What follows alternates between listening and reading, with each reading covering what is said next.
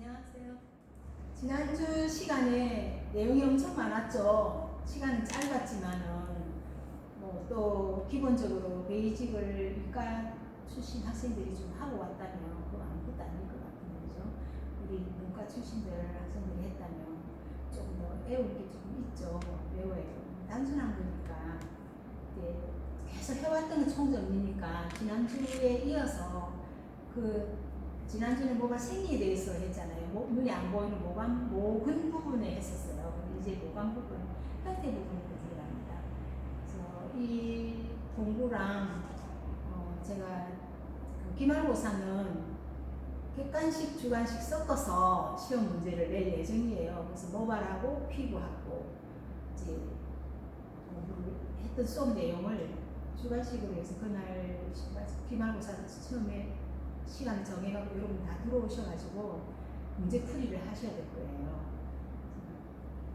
오늘도 여러분들 좀 신경 좀 쓰셔서 공부해 주시기 바랍니다.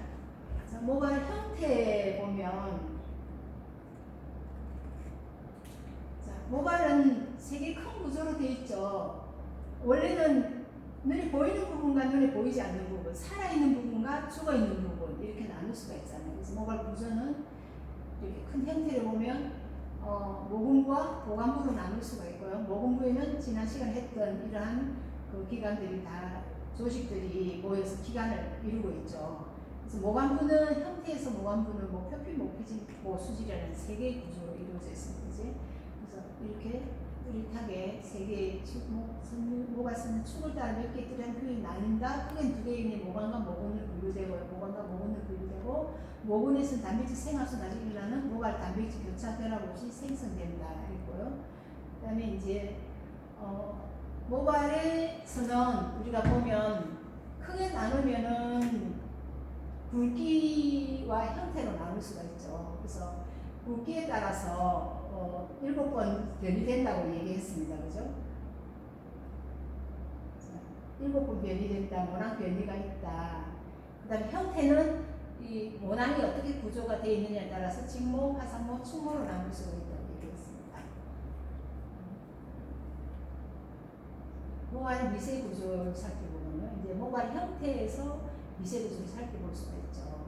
그래서 우리 눈에 보이는 이 부분, 목 안에 있는 이 부분을 우리가 영구적 모발이라고 하죠. 퍼머넌트 헤어라고 또 버진 헤어라고도 얘기할 수 있죠. 버진 헤어라고도 얘기하고요.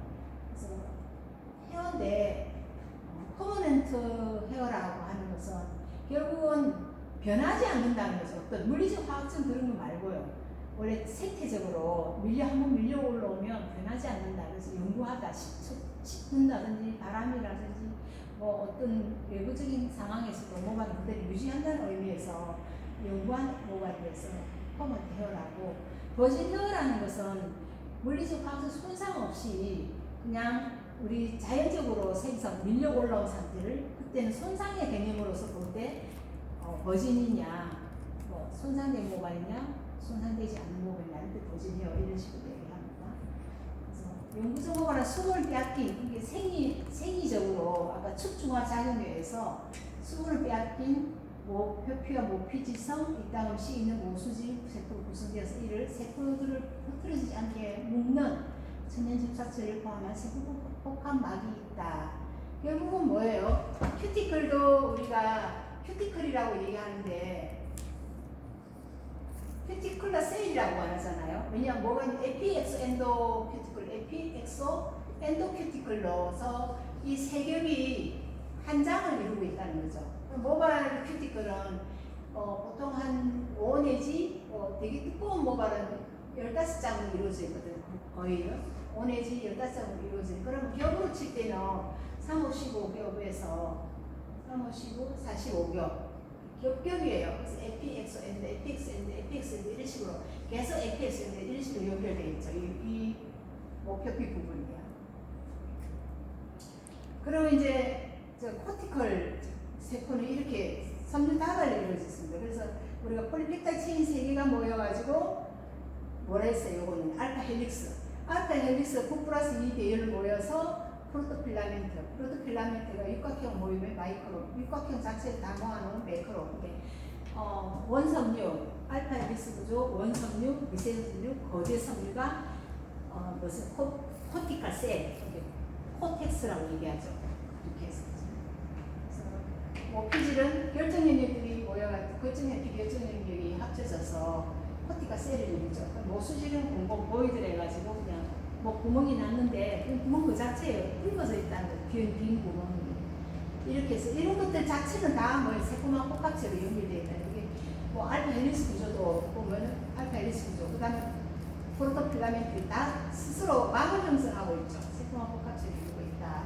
이 이야기를 지금 여기에 설명되어 있습니다. 자, 모발이 어떤 기능을 할까요? 그냥 선적 매력을 제공하고 태양광선 부비피 피부와 뇌를 보호하고 속눈썹, 눈썹 등 햇빛이나 땀방울로부터 눈을 보호하고 코소에 타는 외부 자극 물질을 걸러낼 작용을 하고 피부가 접하는 음모와 애가보는 마찰을 감소시키고 뭐 이런 여러 가지 다양한 작용들을 하는 것이 모발의 기능이죠. 목표피는 뭐 이렇게 되어 있다, 장으로 이렇게 되어 있다고 얘기했죠. 외부 자극에 1차적 보호작용을 하고 FX 엔도로 되어 있다. 그 FX 엔도마다 특징이 있습니다. 그래서 우리가 펌을 한다, 염색을 한다 할 때 나중에는 아주 디테일한 이런 부분까지도 설명이 들어갈 수가 있어요. 그래서 이렇게 구성되자 표피가 어떻게 되어 있어요? 이건 지금 탈색이나 많이 하고 들뜸 현상이 막 일어나죠. 이렇게 큐티클층이 이렇게 탈수돼가지고 완전히 건조돼가지고 들떠가 있어요. 이의 세포간복합 물질들이죠.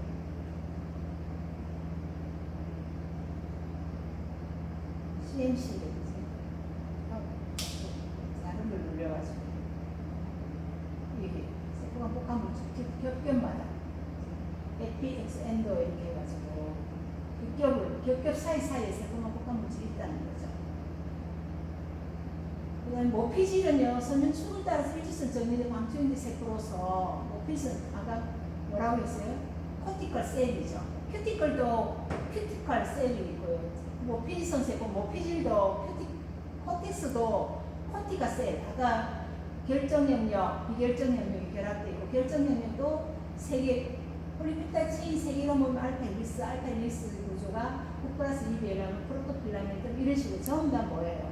섬유 다발을 이런 식으로 연결되어 있다는 거죠. 그래서 모피질에는 색소 가립이라든지 핵장점으로 포함하고 있다. 그러면 어떤 특징을 가지느냐, 이런 특징들을 가지고 있다. 친수성이라고 있습니다. 큐티클은 친유성입니다. 그래서 포마드를 바르면 흡수하는 이유가 큐티클이 흡수하는 거고요. 물을 뿌리면 팅겨내는 이유가 큐티클이 친유성이기 때문이에요. 근데 큐티클 손상을 가져오면 친수성이 돼요. 왜냐면 모피질 내에는 친수성이 있기 때문이죠. 물을 잘 흡수한다는 거죠. 자, 화학적 작용, 실수작용 부위도 친수성이 돼요. 그러면 친유성이 목표피를 목표피 꽉 차 있어요. 큐티클 장수가 꽉 차가 있는데 그걸 어떻게 뭔가를 열어야만이 친수성이 모피질 내로 들어가서 화학적 실수 작용할 거잖아요. 컬러라든지 폼이라든지 이런 게 형성된단 말이죠. 그럼 어떻게 하느냐? 그래서 우리가 아모니아 같은 거 화학적으로 아모니아 같은 거 사용하죠. 그럼 큐티클이 팽률을 해요. 큐티클 층층 사이에 부풀어져서 제품이 들어갈 수 있고요. 물리적 결합 같은 경우에는 물을 뿌려서 샴푸, 부풀죠. 우리가 손톱도 물에 담그고 있으면 피부도 물에 담그고 있으면 부풀리듯이 그런 작용을 통해서 안에 모피질 내에 있는 그 구조를 변화시키는 거죠. 자, 이렇게 해서 쭉 설명했던 것이 지금 여기 다 나오잖아요. 그래서 이런 모피질 구조가 지금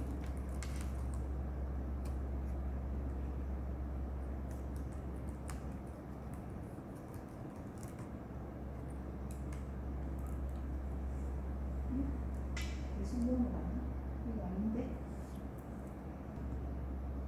모피질 구조가 이거죠. 지금 모피질이 80 내지 85% 차지하는 부분이고 큐티클 부분은 표피 부분은 10 내지 15% 차지하죠. 그래서 목표피 자체가 이런 육각형 구조로 고대역 섬유를 형성하고 있죠. 그래서 하나를 뽑아봤습니다. 이 역으로 들어가면 마이크로에서 그 다음에 매크로로 마이크로에서 프로토로 들어가죠. 프로토로 들어가서 프로토에서 여기 9 플러스 2가 프로토잖아요. 프로토에서 하나 빼면 알파 나선. 알파 나선 자체에서 보면 폴리페프타이드 체인이 3개가 구성되어 있다는 것을 이렇게 그림이나 사진을 통해서 여러분한테 설명이 지금 충분히 되어 있습니다. 그죠? 모수질은요, 이렇게 구멍이에요. 이렇게 뻥뻥뻥 뚫혀있는 구멍이에요. 제일 중간에 시임처럼 되어 있어요. 그래서 볼진 모양의 다각형색도 존재하는 공기를 포함하고 모발 붓겠다는 존재의 0.09mm 이상 모발에만 존재하고요. 그보다 가늘 때는 이 모수질이 존재하지. 그럼 모수질이 존재하지 않는 곳은 어디에 솜털 같은 부분 있죠. 몸에 있는 솜털이나 연모 이런 부분들은 그 모수질이 포함되어 있지 않죠. 자, 그 다음 모발의 구성 성분에 보면은 모발 선율 모근의 각화 현상, 각화 현상이 어디서 일어나요? 케라티나이제이션이 기모근에서 경계선에서 일어나죠. 각화 현상이라는 축중화되는 과정이에요. 그래서 우리가 지금 축중화하는 과정을 아미노산 쭉 끓여놓고 물이 빠지는 걸 여러분하고 물 빠지고 나서 폴리펩타이드 체인, 그게 펩타이드 체인이 만들어지는 과정을 각화 현상이죠. 축중화 과정 각화 현상입니다. 그거를 학적으로 설명했다는 걸 여러분 잘 아시고 그걸 설명을 풀어놓은 거예요. CO와 NH 폴리펩타이드 결합이 있어서 모발 구성 성분의 아미노산은 80, 90 차지하는 축중합 체인 단백질 구성. 폴리펩타이드 체인이 이거는 펩타이드가 여러 개 모여 있으면 폴리펩타이드라고 했죠. 그래서 모발은 어떤 구성으로 되어 있느냐? 멜라닌 색소가 3에서 4% 이하, 1 내지 9%가 지질, 0.1에서 2% 미량원소, 10에서 15% 수분 이런 것들이 그러면 멜라닌 단백질, 아미노산인 80, 85% 형태로 모발을 구성하고 있다는 거죠. 단백질 80, 85를 이렇게 구성되어 있죠. 그래서 모발의 특징이 시틴 14에 18% 구성한 아미노산, 그 아미노산 중에서 성질을 가지고 있대, 알기가. 그러면 히스티딘, 나이신, 아르기닌이 1대3, 10 이 비율이 모발 단백 특유의 비율을 나타낸다. 알칼리스 아미노산이죠. 이렇게 여기 그다음에 산성은 불탄산과 아스파라산이다. 이렇게 해서 COH가 하나 더, 알기 하나 더 있는 거라고 설명을 했었습니다. 모발 특성을 보면 모발은 헤어를 우리가 이제 보편적으로 모발이어서 근데 두 발을 우리 뭐라고 하냐면 신체의 모든 머리털을 포함한 모든 신체의 털을 모발이라고 하죠. 두 발을 우리가 캐필러스 헤어라고 부르잖아요. 네, 두 발의 특성이나 모발 특성이나 거의 비슷하니까요. 보면 모발의 밀도, 모발의 고착력, 모발의 강도, 모발의 굵기, 항성도, 질감, 다공성, 색상, 그래서 pH, 모발 대전성 이렇게 해서 특성들을 분류할 수가 있습니다. 모발 밀도는 단위 면적장. 자, 이 부분들을 모 단위라고 부릅니다.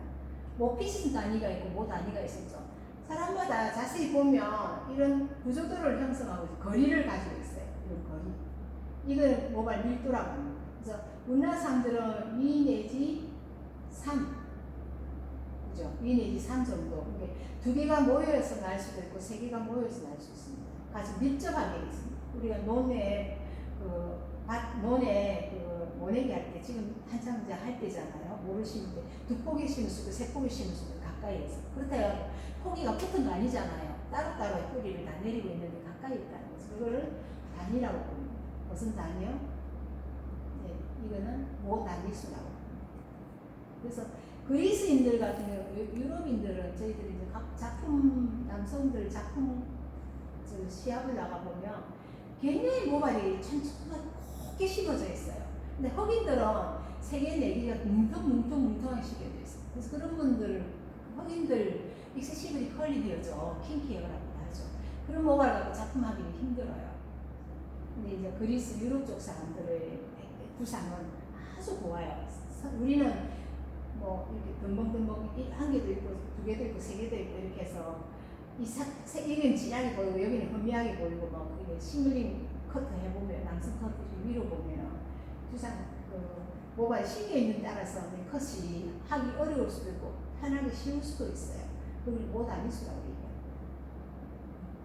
그래서 이렇게 굵게 있다가 탈모라는 것은 결국 가늘어지는 게 탈모거든요. 이런 부위가 가늘어지면 이 거리가 더 멀어 보이겠죠. 이게 다 가늘어지면 탈모입니다. 그냥 홀라당 빠지는 것도 탈모를 하지만 진짜 탈모라는 것은 헤어로스라고 하죠. 탈모는 그 헤어로스가 세딩이 있고 알로페시아가 있어요. 병적인 탈모가 있어요. 그건 병적인 탈모가 될 때는 이렇게 가늘어져요. 근데 굵을 때는 이 거리가 가까이 보여요.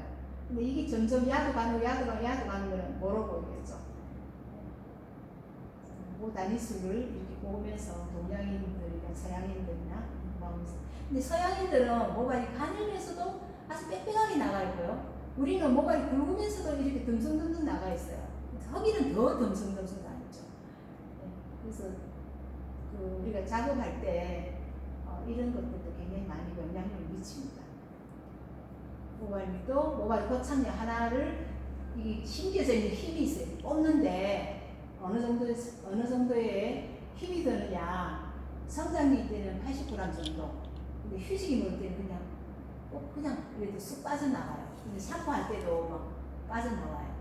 그래서 지루성 탈모증인데 성장기 보면 지루성 탈모증일 때는 아주 느슨느슨하게 있죠. 모낭이. 그래서 성장이 20g만 줘도 빠진다는 거죠. 자, 강도는 내 스스로가 이렇게 당겨보는 거예요. 탄성이 얼마만큼 있느냐. 그게 있고, 모발 강도는 이렇게. 그러면 정상모는 150g 정도의 강도를 가지고 힘을 150g, 선상모는 100g만 줘도 툭 끊겨버려요.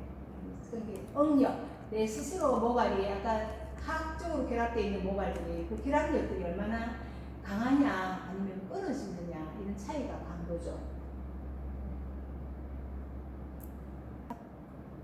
그래서 이제 총정리 저번 주에 거쳐서 이번 주까지 해서 모발 생태 형태들을 살펴볼 수 있을 거예요. 이제 피부 쪽 수업으로 넘어가겠습니다. 피부는 이제 여러분들이 피부 교수님 계셔서 물론 상세히 가르쳐 줄 수 있을 거예요. 이제 미용학 개론 자체에 대해서 설명하는 거니까 좀 들으시고요. 이번에 기말고사 시험에도 이쪽으로 좀 나오니까 공부하시면 돼요. 모발을 그렇게 해서 우리가 총정리까지 쭉 계속 해가 왔습니다. 그죠? 근데 왜 교수님이 화학을 그렇게 많이 해놓고 학적으로는 시험 문제를 안 낼 거예요. 왜냐하면 지금 이 분야도 앞전에 수업한 분야도 다 화장품, 맞춤형 화장품 조제관리사에 들어가는 내용들이에요. 그래서 여러분들 미리 맞춤형 화장품 조제관리사 시험이 올 10월 19일인가 뭐 있고 또 내년 초에 있을 거예요. 그죠? 그럼 여러분 학교 다니면서 서서히 준비하시면 돼요. 그래서 이제 그거는 맞춤형 조제관리사에 대한 시험은 그렇게 어렵지는 않아요. 공부만 하면 돼요. 그 문제지 하나 사서 두세 번만 훑어서 공부하면 할 수 있는데 문제는 조제관리사가 된 후가 문제죠. 그러면 조제관리사라고 자격증을 하나 취득은 해놨는데 고객이 와서 화장품 전 성분들은 늘 생활에 접할 수 있잖아요. 과자를 하나 사도 그 뒤에 뭐가 들어가고 성분이 다 노출되어 있잖아요. 근데 화장품도 다 노출되어 있어요. 그럼 고객이 헤드폰을 찍고 와서 조제관리사한테 내가 이거 지금 앞전에 이런 걸 썼는데 지금 사용하고 있는데 여기서 물질들 중에서 해로운 거 있으면 좀 말해주세요. 어떤 성분이 역할을 하는 거예요. 아니 뭔가 하나 툭 던져버리면 여러분 조제관리사 자격증 따놓고 그거 하나 읽을 줄도 모르고 그거 하나 무슨 성분이 들어있다는 거 설명할 줄 모른다면 조제관리사의 의미가 하나도 없잖아요. 이거는 실전이거든요. 실제로. 다른 자격증들은 눈에 안 보일 수도 있어요. 헤어 디자이너, 헤어 자격증 따고 피부 관리사 자격증 따고 해서 물질 모른다 해서 고객이 대하에서 크림이 걸고 이런 건 아니에요. 근데 맞춤형 화장품은 물질 모르면 완전히 크림이 걸려요. 100% 걸려버려요. 그래서 매장돼 버려요. 아니 어떻게 성분도 모르면서 결국은 먹는 것보다 바르는 것이 더 유리해요. 어떤 만약에 에틸렌 옥사이드라는 제품이 우리가 샴푸 중에서도 라우릴 항산 나트륨, 소듐 라우릴, 소듐 라우릴 설페이트, 소듐 라우릴 라우레스 설페이트 설폰닉산, 뭐 여러 가지 설폰산도 굉장히 많아요. 굉장히 다양한 제품으로 형성되어 있는 항화염 같은 거 있잖아요. 굉장히 많은 다양한 염으로 형성되어 있는데 이거 좀 라우릴과 라우레스 이걸 구분해 주세요 했으면 여러분 뭐라고 얘기할 거예요? 할 말 없잖아요. 라우릴 아까 라우 그가 뭐였어요? C가 12개죠. 탄소사슬이. 그래 탄소사슬 12개인데 그걸 항산염 마지막에 CO에서 탄소사슬이 12개란 말이지. 그럼 그 지방산에 황산이 붙어 있다는 거죠. 진수기에. 라우린은 진육이에요. 이렇게 설명하면서 근데 이게 물이 잘 안 풀리는 거거든요. 물이 잘 안 풀려요. 그럼 물이 잘 풀리게 하려면 라우레스로 만들어야 돼요. 라우레스 같은 것의 경우는 결국 에틸렌 옥사이드를 넣어요. 그래야 물이 잘 풀리고 환경적으로는 아주 우수한 제품이 돼요. 환경적으로 물이 잘 풀리고 분해가 잘 되니까. 근데 사람적으로 보면 내분비 혼란계를 만들어요. 신경계에서도 신경이 자극을 주고 내분비 혼란 물질이에요. 내분비가 어디예요? 호르몬이죠. 그럼 여자 같은 유방암이라든지 백혈병이라든지 뭐 생식기라든지 이런 데 다 영향을 줘요. 그럼 어떻게 해야 되나? 그 라우레스를 하면 워낙 잘 풀리니까 어떻게 돼요? 우리 피부에도 흡착이 잘 돼요. 그럼 5시간까지 이게 머물러 있어요. 아까 라우레스 증 같은 머물러 있으면 어디로 가면 간, 폐, 뇌 이쪽으로 흡입이 되어버리거든요. 우리 몸 안으로 다 돌아다닌다는 거죠. 그럼 빨리 씻어야 돼요. 그래서 보통 1% 씻어낸 제품에 1% 이하를 쓰라고 얘기하거든요. 이런 식으로 모든 얘기들을 풀어서 그래서 다 성분이 보통 한 20개에서 50개 정도 다 들어가 있는데 그 물질을 다 갈아야 된다는 거죠. 그래서 그것 때문에 여러분들한테 지금 조금씩 포석을 수업 내용을 조금씩 확장시켜서 깔아주는 거예요. 딱 요것만 답이 아니고 여기 관련되어 있는 내용들을 화학적으로 또 연결해서 또 이걸 통해서 저걸 알 수 있게 하고 이걸 그때 이 설명이 이거였구나 이렇게 여러분들이 어떤 물질과 접할지 모르니까 기회 있을 때 설명해 주는 거예요. 아미노산 설명하면서 탄화수소화합을 설명했잖아요.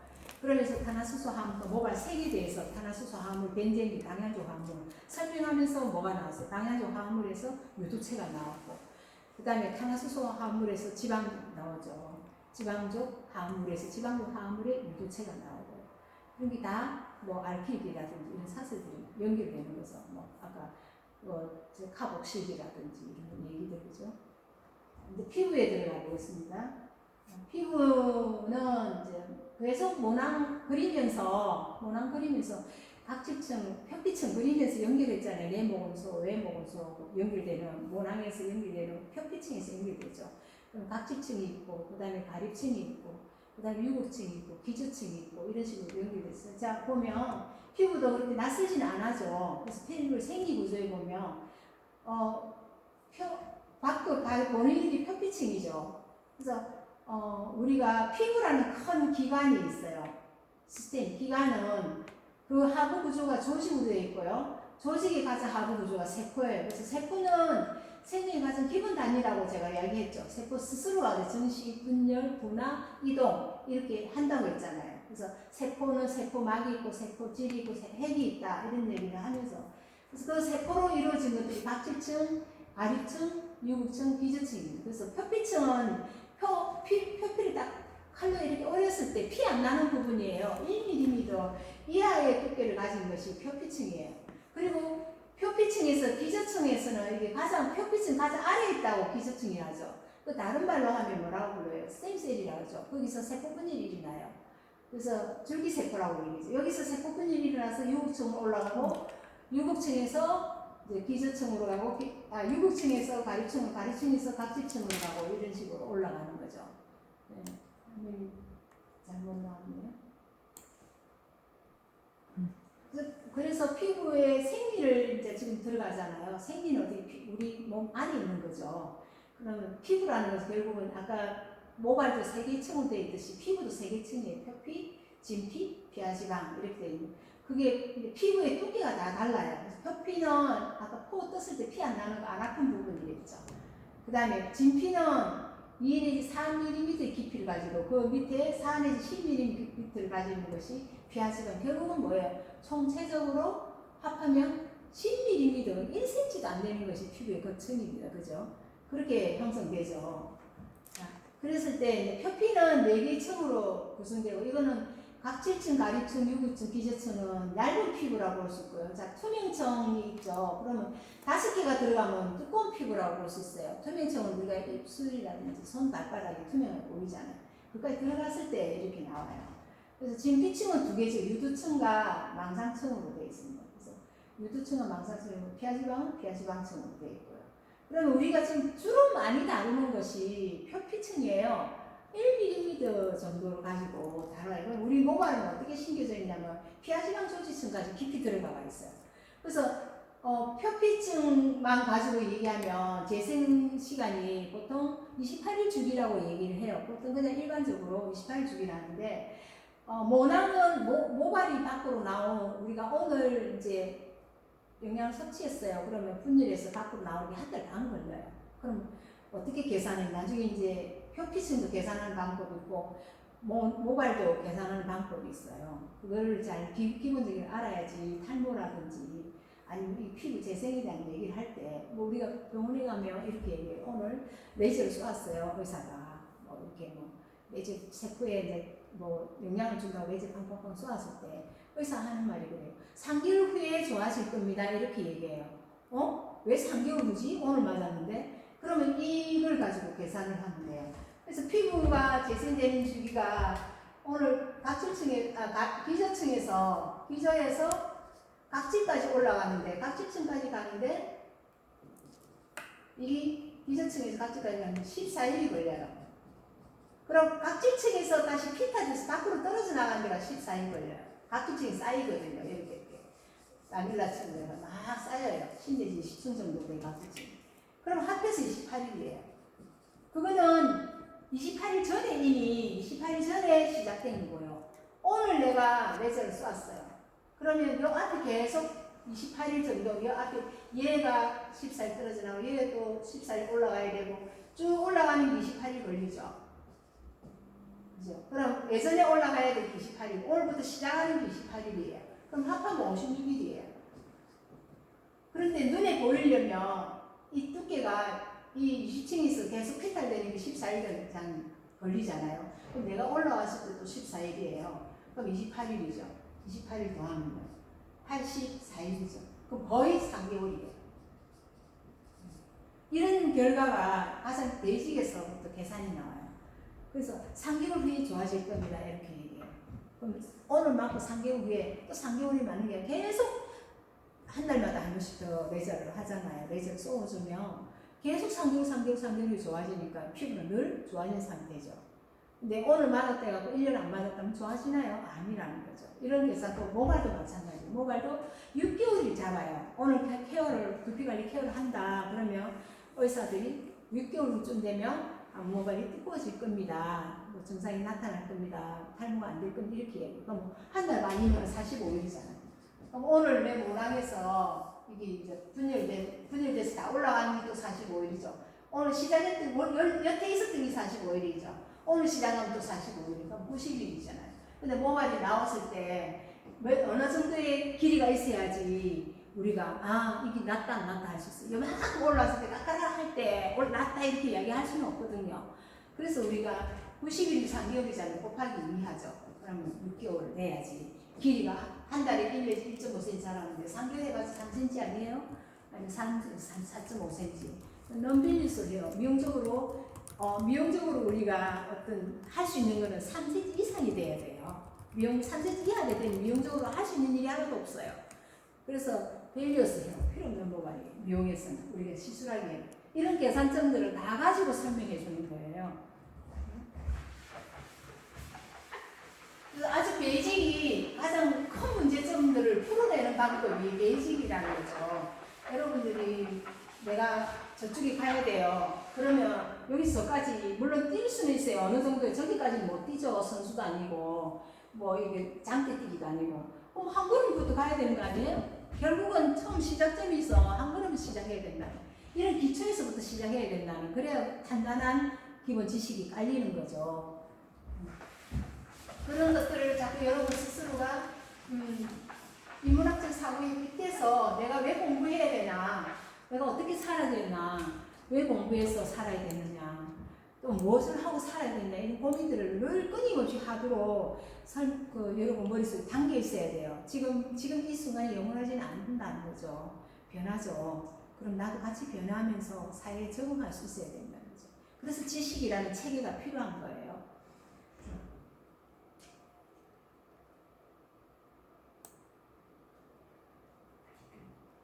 내려야지, 올리지.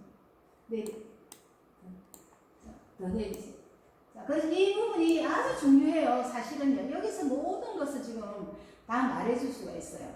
자, 우리가 왜냐하면 지금도 마찬가지 손 시끄러운 이유가 뭐겠어요? 이 코로나에 이거 마스크 끼라는 이유가 뭐겠어요? 비대면 하는 이유가 뭐겠어요? 다 이런 이유죠. 이게 균이 서식하고 있다는 거죠. 우리 몸에는. 우리 외부로 항상 서식해. 손을 늘 자주 씻고 나갔다 오면 어떻게 하고 그 이유가 아주 그 매직에서부터 시작하잖아요. 그래서 각질층 위에 우리는 항상 피지 단위수에서 보면 그죠? 피지 단위수에서 보면 모낭 하나에 피지선이 꼭 달려 있죠. 그리고 땀샘이 있어요. 근데 이런 큰 열가모 같은 음모에는 아포크린선이라 해갖고 대한선이 있지만은 그 외에 소한선들이 굉장히 많잖아요. 땀이 나오고 그다음 피지가 나오고 하는 게 우리 살아있는 사람들한테는 다 일상적인 일이죠. 그래서 각질층 위에 피지막이 있어요. 이렇게 천연 피지막이 있어요. 피지막은 우리 피부의 pH는 얼마예요? 4.1에서 5.5 약산성이죠. 사실은 피지막의 그거예요. pH예요. 각질층이 pH가 아니라는 거죠. 각질층에는 수분이 10 내지 20%가 있고요. 그 다음에 각질층 가립층에서부터는 50 내지 75%의 수분가 있어요. 모발은 10 내지 15%가 있잖아요. 근데 피부는 각질층에 천연보습인자에 대한 수분이 있고 그 아래층, 각질층 아래 가립층에서부터는 50에서 75%의 수분을 가지고 있죠. 그래서 결국은 뭐냐면 우리가 화장품 연구원 어쩌고 이라는 거 다 피지에서 나오는 피지와 땀샘에서 나오는 땀이 내가 보습을 얼마나 하느냐의 관건이에요. 그 보습제를 넣어주는데 보습제를 내 피부를 보습을 보호하느냐, 외부로부터의 보습을 가지고 오느냐, 그러면 유분막이냐, 수분막이냐 이런 현상들이잖아요. 아주 간단한 일례로 우리가 스킨은 유분막이 아니고 수분막이잖아요. 스킨을 발랐어요. 내가 비누로 세수를 하고 폼크리닝 같은 거로 알칼리 강한 거로 피지를 다 제거하고 나서 그 다음에 바르는 게 스킨이잖아요. 그래서 씻을 때 수분을 좀 닦지 말고 있을 때 스킨을 발라주고 그 다음에 바르는 것이 뭐예요? 그 다음에 유분막이죠. 그래서 영양크림을 바른다든지 에센스를 바른다든지 먼저 수분이 보충이 되고 난 뒤에 그 위에 유분막을 형성해야지 유분막만 가지고 있으면 내 수분까지도 뺏어가서 나중에 유분막이 어때? 모공을 막아가지고 트러블이 일어나죠. 여드름이라든지 아토피라든지 일어나요. 너무 강한 미네랄 같은 거, 바세린 같은 거 바르면 어때요? 오히려 그 자체가 유분을 다른 데서 끌어오잖아요. 그러면 내 피부에 있는 수분도 끌어가버리고 공기 중에 있는 수분도 끌어가버리고 그래서 트러블을 일으킬 수 있다는 거죠.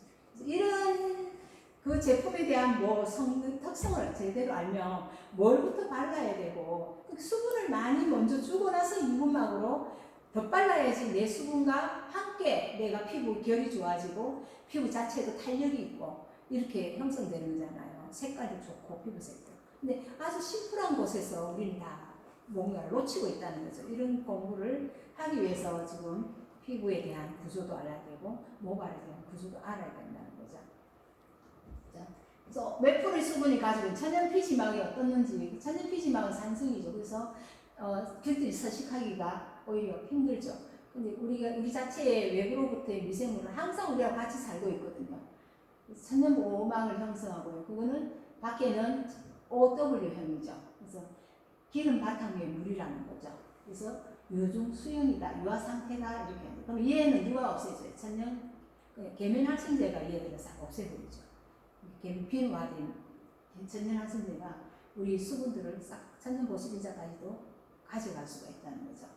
그래서 천연 피지막은 각질층 외부에 있는 또 다른 막이라고 했어요. 그러면 우리 피부를 표피층을 보호하는 거는 5개예요. 그래서 기저층, 유극층, 가립층, 그 다음에 각질층이 있는데 각질층 위에는 뭐 있어요? 천연 피지막이 있고, 그 다음에 각질층과 가립층 사이에 배려층이 있어요. 내인방망이라서.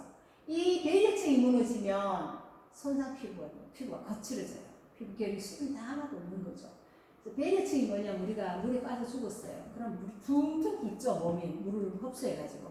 그 배려층이 무너졌어요. 살아있을 때는 뭐 수영을 뭐 1시간, 2시간 해도 몸 퉁퉁 안 붓잖아요. 배려층이 안 무너졌다는 거죠. 그래서 그 보호할 수 있는 층이 이렇게 많아요. 그래서 물리적 압력 또는 화학적 물질의 흡수 저지를 통해서 피부염 유발을 억제시키는 것이 배려층. 그럼 배려층이 만약에 무너졌다면 피부염이 유발되는 거죠. 반대로 얘기하던 거죠. 그래서 표피층을 이렇게 살펴봤어요. 살펴봤는데 표피층은 내가 1mm 이하의 층이고 제상피화, 기저층에서 세포 분열이 일어나는 게 제상피화 분열이고, 노화가 되면 가려 염증이 생기고 반응이 못 느끼는 거예요. 피부가 굳어서 딱딱해지면. 피부가 부들부들해야 되죠. 그래서 탄력이 있고 부드럽고 윤기 있고 이래야지 우리가 좋은 피부죠. 근데 너무 수분 다 날라와서 악질하게 해버리면 피부 수분 자체가 없고 유분 자체가 없다는 거죠. 그럴 때는 감각이 다 뒤져져요. 그다음 진피층은 2mm, 3mm 깊이고, 그래서 우리가 섬유화세포가 있어요. 여기는 이제 섬유화세포인데 유두층은 기저층과 맞닿아 있는 부분이에요. 그래서 어떠냐, 기저층이 우리가 이렇게 그리거든요. 투두래요. 그래서 기저층, 여기 기저층이죠. 다 표피층이 맨 마지막 아래에 있는 기저세포가 살아있는 부분. 그래서 이쪽으로 보면 이게 유두잖아요. 근데 이쪽으로 진피에서 보면 양은 유두예요. 그래서 유두층이라 이쪽으로 보니까 유두층이라고.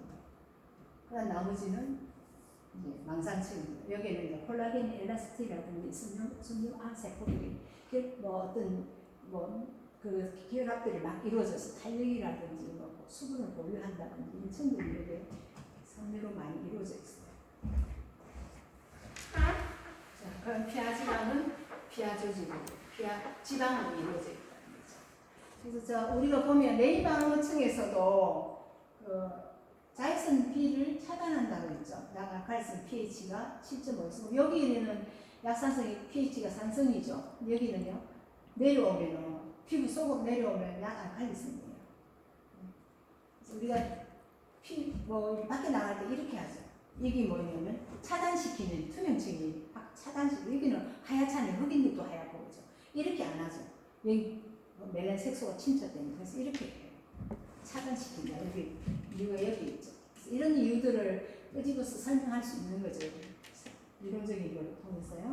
그 다음에 자, 피부 조직 기능을 한번 보세요. 피부는 아까 세 개 층으로 대별되며 표피 및 진피지 구조를 갖는 각각의 세포는 독특한 기능과 특징이 있다. 피부는 50에서 70%가 수분, 아까 어디 가립층 밑이죠. 그래서 표피내 가립층 이하의 수분이 구성된, 또한 표피 표면의 피지 썩은, 아까 어디서 나와요? 피지 선에서 나오죠. 모 피지 단위에서. 썩은 피부 모발해서 피부 내 수분을 가두는 역할. 내 수분이 밖으로 유출 안 되고 가두는 역할. 그게 없어져 버리면 가두는 역할이 없어지는 거죠. 그러면 노화되기 쉽고 민감한 피부로 변하기 쉽다는 거죠. 그래서 항상 유분과 수분의 관계를 우리 화장품의 목적이 결국 OW형이냐 WO형이냐 기름이냐 물이냐 이 관계에서 모든 게 형성되잖아요. 아주 중요한 거죠. 어떻게 피부 구속 기관에는 가장 적은 단위 세포, 조직, 기관, 개통, 개체, 몸이라든지 바디, 인체를 구성한다. 모든 것은 가장 세포에서부터 시작. 그래서 60쪽에서 100쪽에까지가 있는 게 우리 몸이에요. 우리 몸은 전부 세포로 구성되어 있어요. 피부는 흡수보다도 배설 기능이 더 강하여 기초화장품은 기저층까지 흡수되지 않는다. 기초화장품, 기저층, 내려층을 무너뜨려야지 흡수되거든요. 그럼 어디로 가느냐? 모공이나 땀샘을 통해서 흡수하는 거예요. 그래서 모공을 땀샘을 깔끔히 잘 맞게 막을 형성하는 잘 제거해야만이 안으로 침투하거든요. 기름이 껴있는 상태에서 똥물질이 들어갈 수 있어요. 근데 그걸 잘 닦아내야지만이 침투력이 좋아진다는 거죠. 바르는 것보다 닦아내는 것을 굉장히 더 열심히 해야만이 여러분의 피부를 보호할 수 있다는 거죠. 그래서 그 세포막이 리포즘 인지질 비싼 구조로서 세라마이드 유산 성분은 흡수가 잘 돼. 그래서 리포점, 세라마이드 이런 것들 형태로 만들어서 화장품을 만들어요. 그래서 흡수를 잘 하게끔 이 구조를 만들 때 흡수 안 하면 아무 소용없잖아요. 밖에 망막 형성해버리면 화장품. 그래서 수분이 먼저 들어가고 그다음에 유분이 들어가고, 유분이 들어가는데 수분 절대 안 들어가요. 망막 형성해버려요. 제품 바르는